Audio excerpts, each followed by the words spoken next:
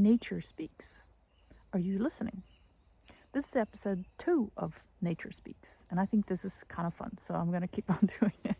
So I thought about today, we talked about spring yesterday, and today I thought about, okay, what is allowing spring to happen? So what's allowing spring to happen is a death of sorts, and the death is essentially, we don't really notice it in the forest because the forest handles life and death so beautifully.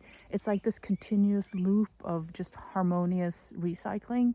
So in the fall, the leaves, they fall down. They're not screaming when they fall down. No, I don't want to let go. At least we can't hear it. And they fall down to the ground, and animals die, and everything comes down to the floor, the ground of the forest. Somehow it gets eaten by these little critters and fungi, and then eventually it becomes life again. So that's what's happening right now. The spring is coming, and on the northern hemisphere where I live, and the nature is really coming alive again through the death that was actually really happening before. And what can we learn from this beautiful balancing act that nature does? It doesn't really worry about dying. It doesn't really worry about living because it's continually knowing what it is. It's knowing that it's continually recreating itself. So for example, in your life, you might experience an ego death right now. There might be some part of your life or some emotional part to you that's dying. And honestly, it feels like real death sometimes. You might be so upset by what's happening that it actually feels like a real part of you is dying. And the whole part of you is not dying, trust me. But the ego makes it feel like if everything is dying. So for example, you lost a relationship. You lost someone, maybe someone died. And you're really sad because in this physical reality, you can't interact with them anymore. And of course you should grieve. I'm not saying that. But what I'm saying is, what if we look at it like that? Like everything is getting recycled. That is never lost. That person is now everything. That person is now everything. And I heard someone talk about that too. They asked, what happens after we die?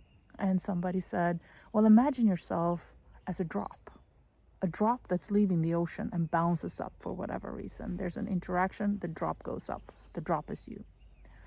Then it has a life as a drop, and it doesn't really know it's part of the ocean. Now, as you get older, it starts to fall down again. They had that initial reaction of being birthed out of the ocean as a drop, and now it's starting to slowly fall down. And then it re-enters the ocean. Now it's part of the ocean again. So what's not beautiful about that, right? Now you become part, not that you were not part of the whole thing before, but now you're truly part of the whole ocean again, and you remember that you are. So that's the kind of beauty that life has. It gives birth to a drop, it gives birth to a tree, it gives birth to an animal, and then it slowly comes back into the allness and the everything again, right? So try to learn how to have those little small ego deaths in your life. When you lose your job, something doesn't go your way. Try to be like, okay, this happened. This is giving room for a new growth, for a new opportunity. Just like nature, when a leaf falls down, it gives room for new opportunity, for new growth in the next spring. The same thing with you.